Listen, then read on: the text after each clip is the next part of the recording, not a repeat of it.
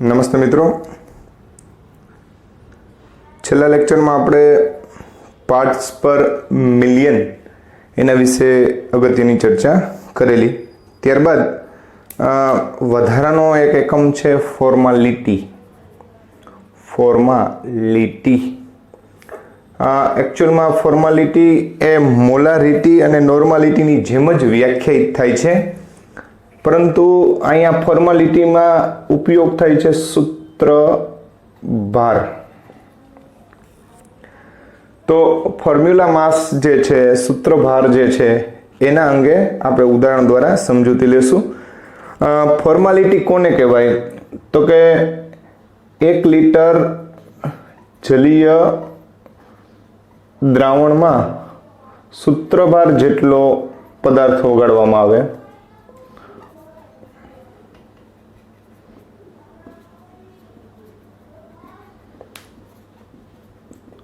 તો આવા દ્રાવણને એક ફોર્મલ એટલે કેપિટલ F ફોર્મલ દ્રાવણ કહેવાય. ટૂંકમાં સૂત્રભાર જેટલું દળ લેવાનું અને એનું ટોટલ કદ જે છે 1 લિટર સુધી મંદ કરવાનું જે તે નિયત તાપમાને, તો એને આપણે બોલીએ છીએ ફોર્માલિટી. તો આવી રીતે ફોર્માલિટી જે છે ને આપણે વ્યાખ્યાયિત કરી શકીએ. હવે ફોર્માલિટી જે છે એના માટે સૂત્ર લખવા જાય તો ફોર્માલિટી બરાબર 1000 ગુણ્યા દ્રાવ્યનું દળ જે આપણે ગ્રામમાં લેશું છેદમાં દ્રાવ્યનો સૂત્રભાર ગુણ્યા દ્રાવણનું કદ જે આપણે મિલીલીટરમાં લેશું. મિત્રો, જો આ લીટરમાં લેવામાં આવે તો ઉપર 1000 લખવાની જરૂરિયાત છે નહીં, બરાબર. ટૂંકમાં ગ્રામ પ્રતિ સૂત્રભાર, અને જો કદ લીટરમાં લીધું હોય તો દ્રાવણ જે છે એ એક ફોર્મલ એવું કહી શકાય. તો ફોર્માલિટીને આ રીતે આપણે વ્યાખ્યાયિત કરી શકાય. ફોર્માલિટી જે છે એ ફાર્મસી વિજ્ઞાન ક્ષેત્રે અતિ મહત્વનો એકમ છે. એટલે મોસ્ટ ઓફલી આનો ઉપયોગ ક્યાં થાય? તો કે ભાઈ ફાર્મસી વિજ્ઞાનમાં થાય. એટલે દવા બનાવવાની જે કંઈ પણ ફેક્ટરીઓ જે છે એની અંદર આનો વધારે પડતો ઉપયોગ થાય છે. હવે મિત્રો, વાસ્તવમાં આયોનિક સંયોજનો જે છે, આયોનિક સંયોજનો એના આપણે અણુભારના બદલે ખરેખર આપણે એનો સૂત્રભારને જ ધ્યાનમાં લઈએ છીએ. હવે તમને જાણીને આશ્ચર્ય થશે કે NaCl જે છે, NaCl એનું સાચું અણુસૂત્ર ખરેખર Na4Cl4 છે, પણ પછી 4 જે છે એ આપણે કોમન કાઢી લઈએ એટલે આપણે લખીએ છીએ NaCl. હવે આ વસ્તુ જ્યારે તમે પ્રકરણ નંબર 1 ઘન અવસ્થા જે છે એનો અભ્યાસ કરશો ત્યારે NaCl નો સ્ફટિક એકમ કોષ જે છે એ FCC પ્રકારનો આવશે. એ FCC પ્રકાર મુજબ Na પણ 4 હોય અને Cl પણ 4 ગોઠવાયેલા હોય વાસ્તવમાં એક એકમ કોષની અંદર. એના આધારે એનો અણુસૂત્ર બને. અણુસૂત્રમાંથી કોમન કાઢી લ્યો તો ખરેખર આ જે કોમન કાઢ્યા બાદ જે વધે ને સૂત્ર ભાર જે છે, એટલે કે એના દ્વારા દર્શાવાતો ઘટક જે છે એ સૂત્રભાર કહેવાય. આ સૂત્ર છે, આ અણુસૂત્ર છે, એના આધારે આ અણુભાર મળે, આના આધારે સૂત્રભાર મળે. તો આના જેટલો એટલે મોટા ભાગના આયોનિક સંયોજનમાં આપણે અણુભાર છે એને જ આપણે ખરેખર સૂત્રભાર જે છે એ બે એક જ ગણીએ છીએ, અથવા તો ટૂંકમાં સૂત્રભારને કેના તરીકે લઈ લઈએ છીએ? અણુભાર તરીકે લઈએ છીએ. એટલે અમુક જે કોમન નીકળતા હોય એવા ઘટકોમાં આ વસ્તુ આપણે ધ્યાનમાં લેવી પડે. આવું જ એક અન્ય ઉદાહરણ લઈએ, પોટાસ એલમ. તમે જાણો છો મિત્રો, એલમ એટલે ફટકડી. K2SO4 એ L2SO4 thrice into 24H2O. આ પોટાસ એલમનું સૂત્ર છે. કોનું સૂત્ર છે? પોટાસ. ફોર્માલિટી માટે આપણે પોટાસ એલમ નું સૂત્ર લખ્યું.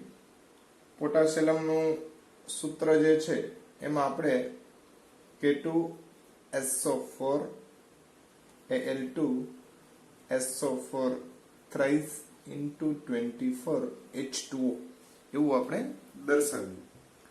હવે મિત્રો આ K2SO4 Al2SO4 thrice into 24 H2O આ અણુ સૂત્ર છે, અણુ સૂત્ર.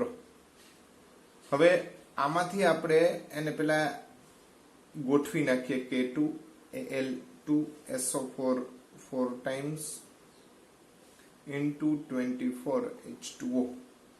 આને ફટકડી પણ કહેવાય. ફટકડી આપણે તમે જોયું હશે, ફટકડી ડોહળા પાણીને શુદ્ધ કરવા માટે થઈ અને ફટકડીનો ઉપયોગ કરવામાં આવે. એ જ આ પોટાશ એલમ. આ બધામાંથી બે કોમન કાઢીએ તો KAlSO4 twice into 12 H2O આ રીતનું એક સૂત્ર બને.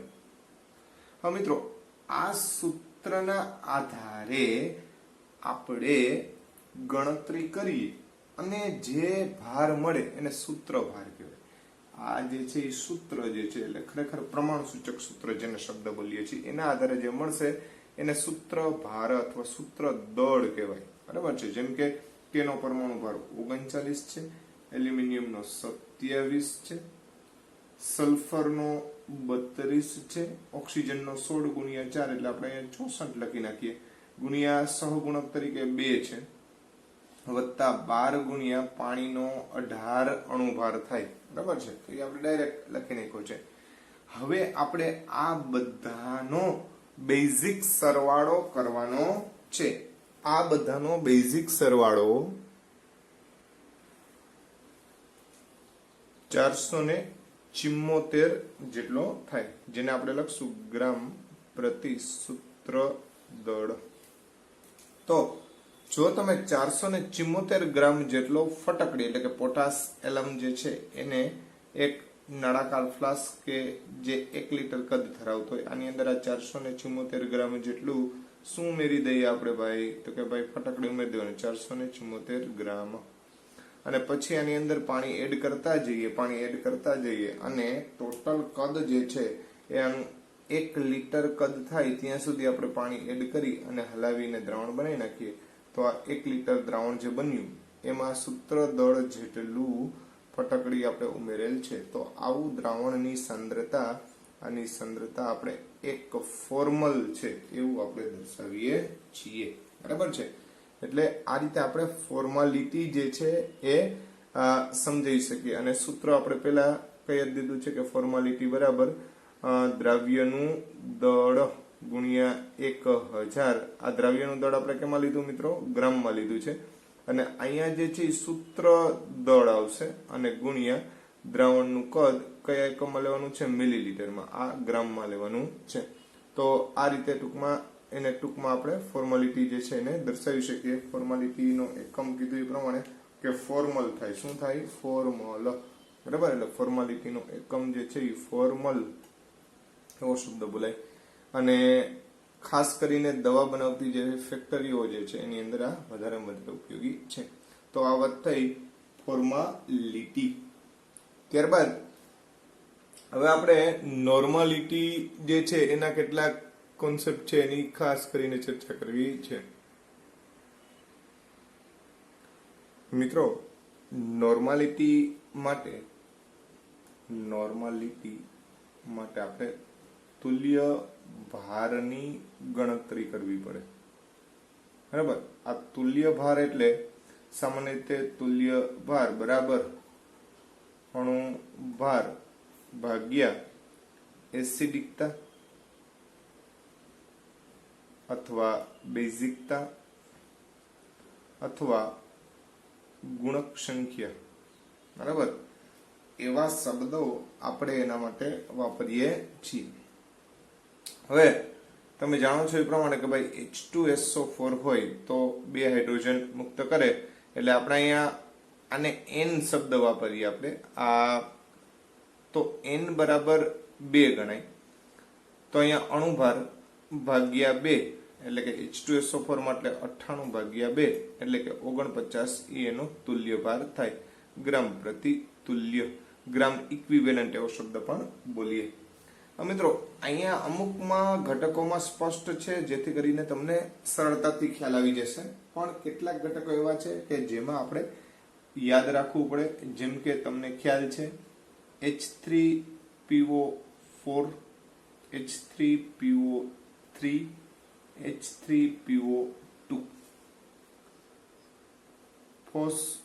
ફોસ્ફોરિક એસિડ, ફોસ્ફોરસ એસિડ અને હાઇપોફોસ્ફરસ એસિડ.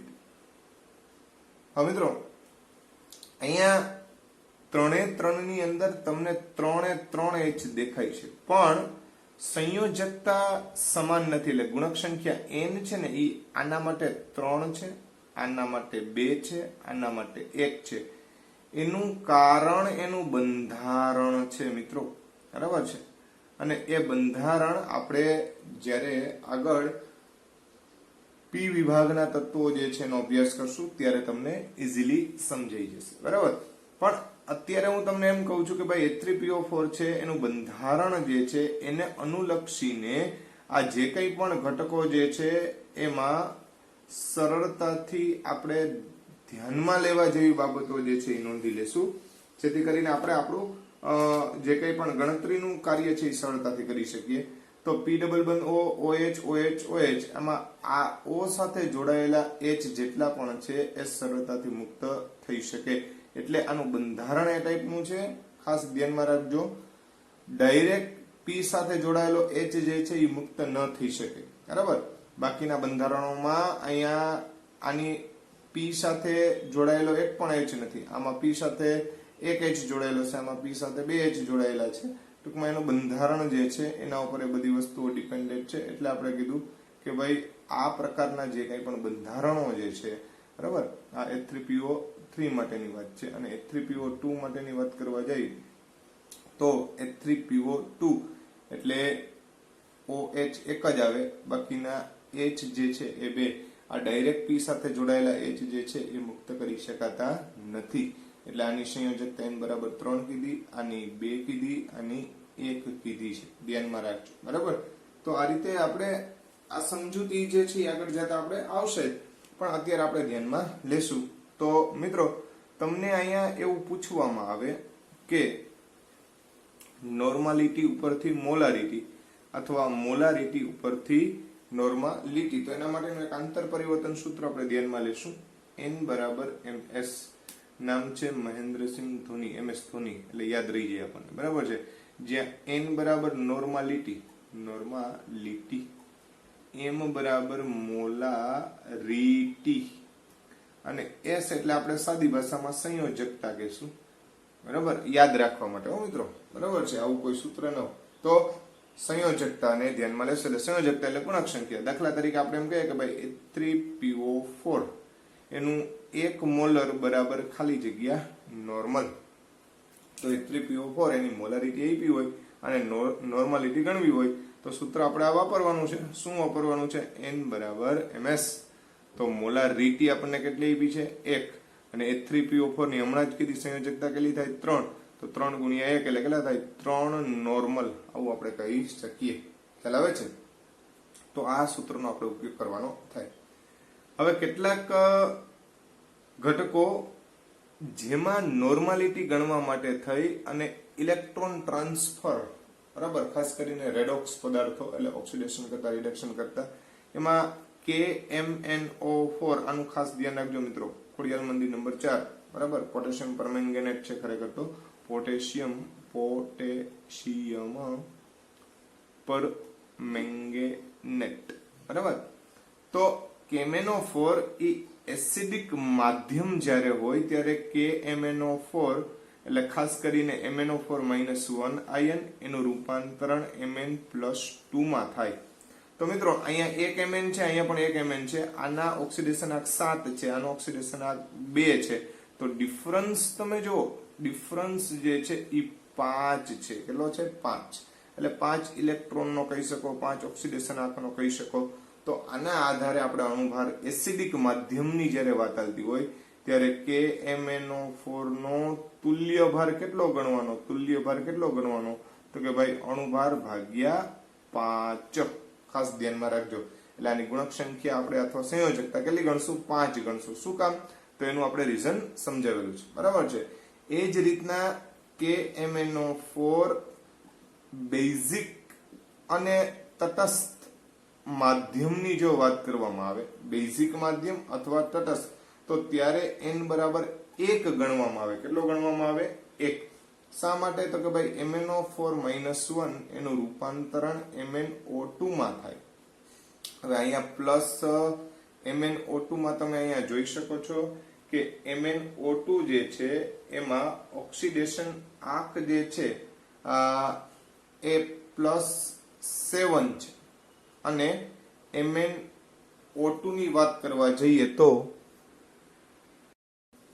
જ્યારે બેઝિક માધ્યમમાં KMnO4 નું રૂપાંતરણ એટલે કે MnO4-1 નું રૂપાંતરણ Mn+4 આયન, Mn4 આયન એટલે MnO2 માં રૂપાંતરણ થાય. તો અહીંયા તમે જુઓ તો આ આપણે બેઝિક માધ્યમની વાત કરીએ છીએ. બેઝિક માધ્યમ તો MnO4-1 થી Mn+4 માં રૂપાંતરણ થયું એટલે +7 થી +4 એટલે ડિફરન્સ થયો 3 નો થયો. બરાબર છે. તો તુલ્ય ભાર બરાબર અણુભાર ભાગ્યા કેટલા કરવા પડે મિત્રો? 3 કરવા પડે. અને તટસ્થ હોય, તટસ્થ, બરાબર, તો MnO4-1 tends to MnO4-2 માં રૂપાંતરણ થાય. એટલે MnO4-1 માં +7 આવે, 4 દુ 8 માંથી 2 જાય એટલે +6 આવે. તો ડિફરન્સ છે એ 1 નો થાય. એટલે આપણે અહીંયા ગુણક જે છે અથવા તો ટૂંકમાં સંયોજકતા છે એક ધ્યાનમાં લેશું. તો ટૂંકમાં આપણે વર્ણવીએ તો એવું આપણે કહી શકીએ કે અહીંયા એસિડિક માધ્યમ, બેઝિક માધ્યમ અને તટસ્થ માધ્યમના આધારે આપણે આની નોર્માલિટી અને મોલારિટી જે છે એ ધ્યાનમાં લેશું.